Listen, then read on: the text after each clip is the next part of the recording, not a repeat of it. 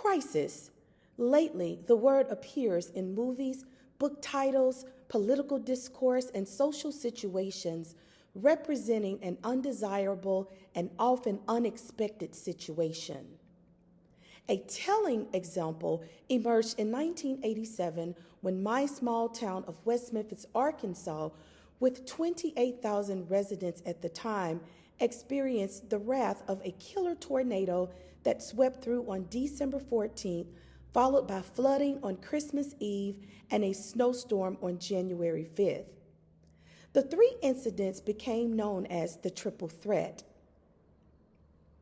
And in each situation, the threat claimed lives, injured hundreds of others, left more than 1,000 families homeless, including my very own family, and shut down schools indefinitely.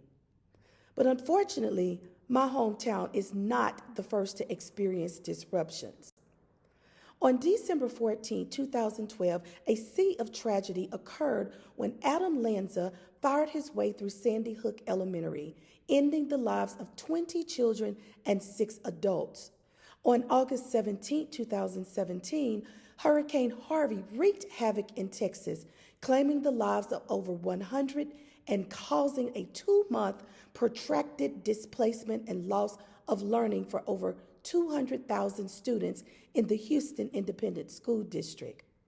On March 20th, the World Health Organization officially declared COVID a global pandemic, forcing a wildlife spread of school closures in 43 U.S. states and countless countries worldwide.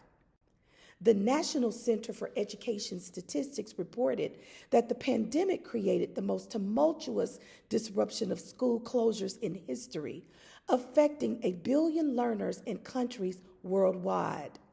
The sudden closures of schools and physical learning spaces impacted an estimated 90% of the world's entire student population, and 99% of those students were from low socioeconomic status backgrounds. The influences of these events have gone beyond the loss of infrastructure. These disruptions led to the loss of learning, lack of access to school-provided social services and social networks, and a hampering of social emotional health and mental well-being, and all of this tested leadership to its limits. So, who is responsible for bridging the educational gaps before, during, and after a crisis? Well, the answer is simple. Executive leaders of curriculum and instruction. These are considered superintendents, chief academic officers, assistant superintendents of curriculum, and executive directors of technology. And these are the individuals who gave birth to my research study, From Chaos to Calm, a narrative multiple case study investigating crisis experiences of K-12 executive leaders of curriculum and instruction. In the literature review, I argued that mass disruptions of curricular programs during and after a crisis event creates unbelievable circumstances for leaders when they fail to manage their responses effectively, legitimately, and strategically. My argument unfolded in 5 distinct steps. First, I started by clarifying the definition of crisis in this study. Next, I explored the many disruptions and negative impacts that a crisis has on curriculum programs. My focus was on the adverse effects of trauma, social-emotional supports, and disruptions in key areas such as special education, English language learners, chronic absenteeism, which is considered a hidden crisis, and technology. Then I provided a clear delineation of the roles and responsibilities of ELCIs and how their leadership role informs curriculum and instructional decisions. I made connections to the Rigor and Relevance Framework, a system pioneered by a future-ready leader in education, Dr. Bill Daggett. Finally, I explored federal policies and mandates and discussed a series of traditional crisis frameworks used over the years. But more importantly, I introduced Dr. Arjun Bowen's contemporary crisis framework, the 5 critical tasks of strategic crisis leadership, the theoretical framework that guides this research study. In a conversation with Dr. Bowen, he expressed to me how leaders in political sectors originally implemented and applied his framework to events such as 9/11 and Hurricane Katrina. Unfortunately, existing literature regarding crisis leadership failed to demonstrate how Bowen's framework applies within K-12 settings.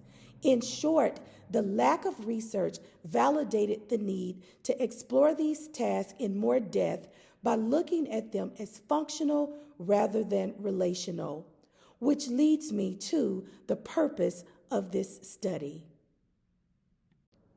The purpose of this narrative multiple case study was to discover how executive leaders of curriculum and instruction describe their leadership experiences during and after school related emergencies or crises events.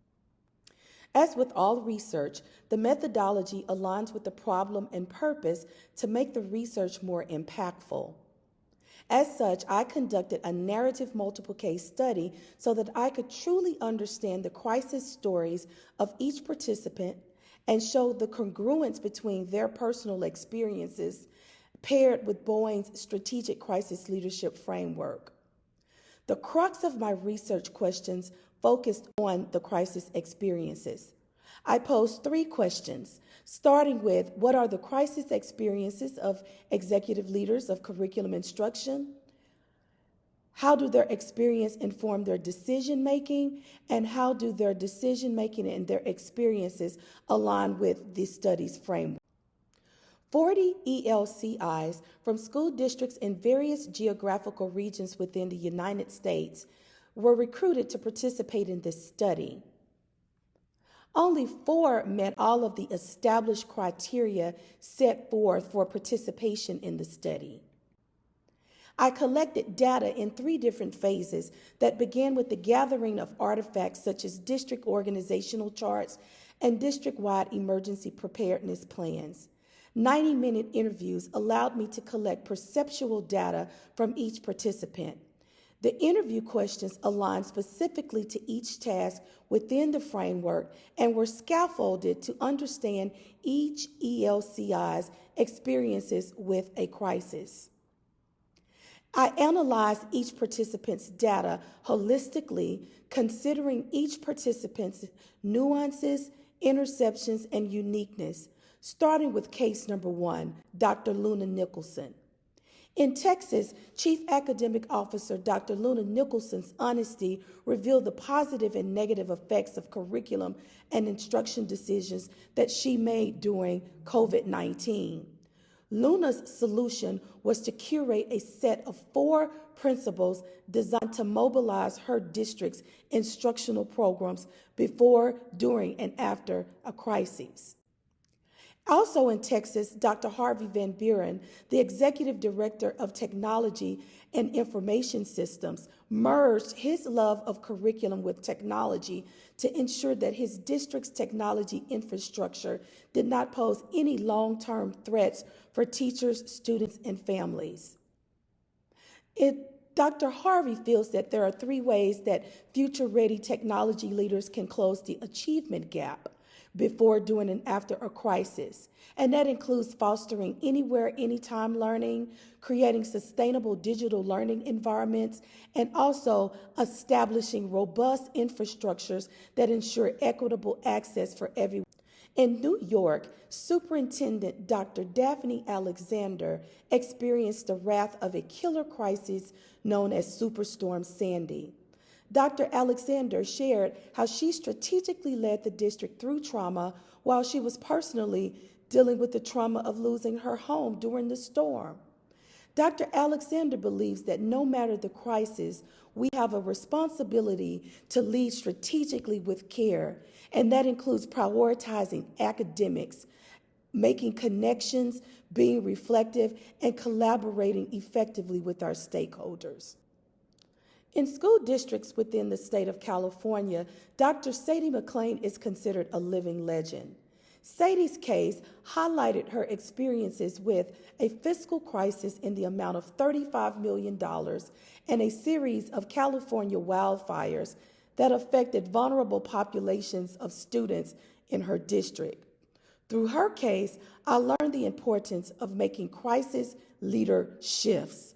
And these leader shifts are shifts that one must take when faced with adversities. 5 themes emerged from those narratives that all 4 participants believe are instrumental to navigating a crisis. Collectively, they say there is an art to connecting, collaborating, coordinating, communicating, and creating sustainable practices. Even though the data analysis yielded 5 key findings that aligned with each of the 5 critical tasks of strategic crisis leadership, I'd like to draw your attention to the one unexpected finding that surprised me. Finding 6 revealed that in K-12 situations, the critical task of strategic crisis leadership work in tandem throughout the progression of a crisis and the readiness of the ELC's learning community. K through 12 crisis leaders progress through the leadership task at various phases depending on the stage of the leader's crisis and the number of crises the ELC is dealing with simultaneously. I concluded from this finding that a framework specific to K-12 educational settings would contribute significantly to the limited research that currently exists on this topic.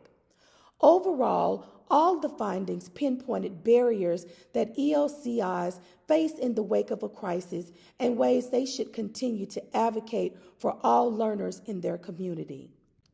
I identified 3 critical implications for action designed for ELCIs to implement with existing structures in their school districts. This implication really parallels with finding 6. I proposed an adaptation of Bowen's framework that I call the Connected Curriculum and Crisis Model. I created this model to address a myriad of curriculum and instructional needs paired with strategic crisis responses for K-12 educational settings. Some of the key areas include trauma, social justice, digital equities, reporting, and accountability.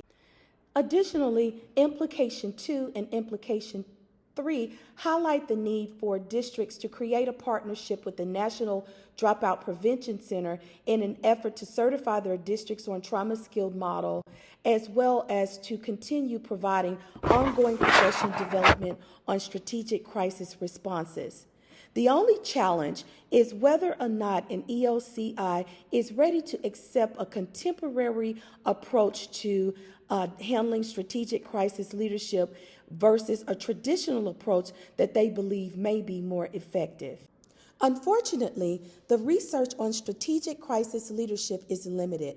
Therefore, the perspectives of each participant shape 6 recommendations that will contribute to the evolving body of strategic crisis leadership for K-12 leaders worldwide.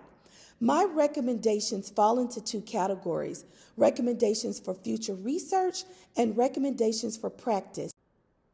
Now, as an expert on strategic crisis leadership, it is my responsibility to share this information with other leaders. I intend to engage in discussion about this work with other crisis leaders from around the world. This includes stakeholders in districts with an emphasis on members of district-wide and campus-based crisis response and recovery teams. Some of the venues I've been invited to share my work with include Baylor's upcoming research conference, the American Educational Research Association's upcoming annual meeting in San Diego, California, and the Successful Practices Network, to name a few. Due to the limited research on strategic crisis leadership, I've started writing articles and white papers on this topic, and it is my hope to one day to collaborate with Dr. Arjun Bowen and other futurists on a project specific to the many dimensions of crisis leadership.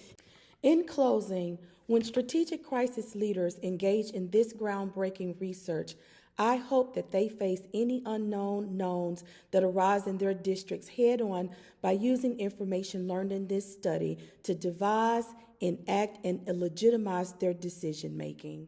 Thank you.